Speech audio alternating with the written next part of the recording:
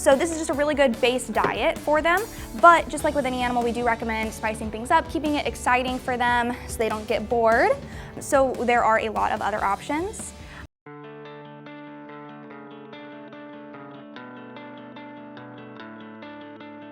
Welcome to Tye-Dyed Iguana. I'm Bella, and today we're going to be talking about your aquatic turtle's diet. So starting out, to help me demonstrate today is Kelso. He is a pink belly side neck turtle, and he is one of my turtles from home. So he's going to be hanging out with us, and you'll get to see some videos of him later.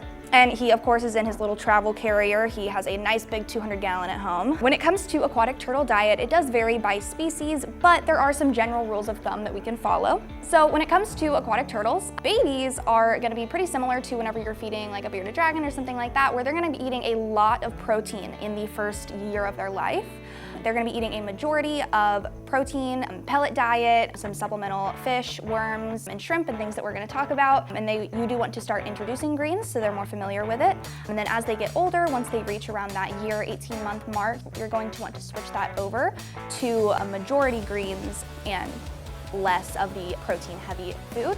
And greens, good ones are like collard greens, mustard greens, pretty similar to just any of the deep, dark, leafy greens that you would feed a bearded dragon. So in front of me, I have a few of the products that we sell for aquatic turtles that are some of my personal favorites. So starting out strong, we just have the plain classic turtle diet. This has everything that your turtle needs. It has the nutrients, the vitamins. We do obviously recommend adding supplemental calcium through a cuttlefish bone. So yeah, this has everything that your turtle needs, like all of the vitamins and things like that, although we do still recommend adding calcium through a supplemental cuttle bone in your turtle's enclosure. So this is just a really good base diet for them, but just like with any animal, we do recommend spicing things up, keeping it exciting for them so they don't get bored. So there are a lot of other options, such as our red shrimp, which are just some dried shrimp.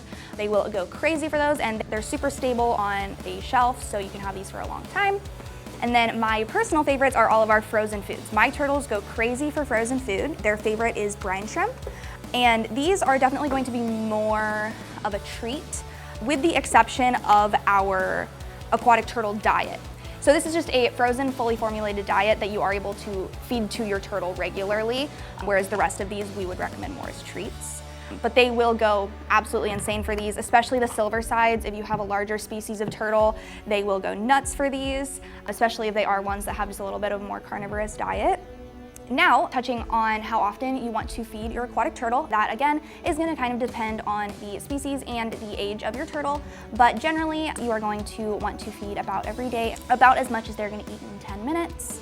With the varied diet, we would recommend obviously using the pellet as your base, adding greens in with every feeding for the omnivorous species, and then maybe one feeding out of the week or once every other week, you can add some of the frozen food in as a treat, or some of the dried food. And then whenever it comes to your supplemental calcium, since turtles do have to eat in water, it can be difficult to dust their food with calcium.